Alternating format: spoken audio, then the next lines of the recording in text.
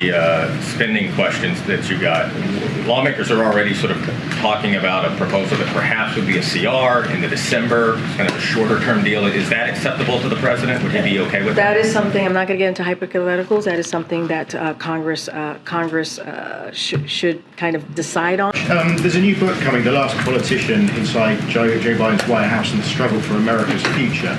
The Guardian has excerpts today saying the president has told aides in private that he felt tired, and that explains why there are so few events before 10 a.m. So two questions. Is this why we're seeing brunch lids in recent weeks? Today we had a breakfast lid. And has the president admitted to you? Wait, say that last part? So is that why we had a breakfast lid this morning? I mean, the book is... what? There was a breakfast lid came to the press for the first time, I think. We've had some brunch lids in recent weeks as well. So my question is that a reflection... So you think we've had those lit because of this excerpt? Not the excerpt.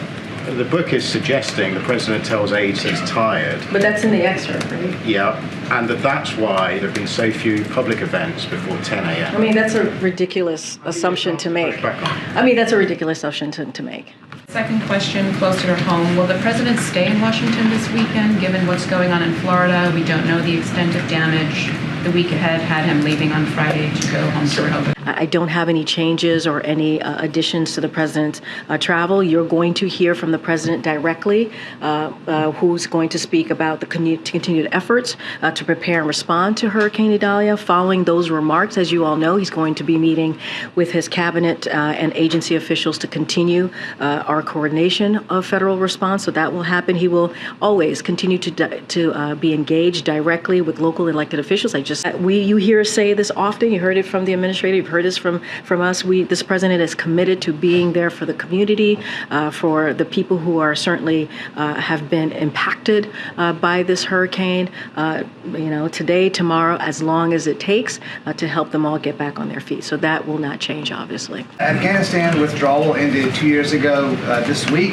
Does President Biden plan to commemorate the events and the people who were killed and left behind as that happened? So, as you know, the president had a statement recently when it came to the anniversary of Abbeygate.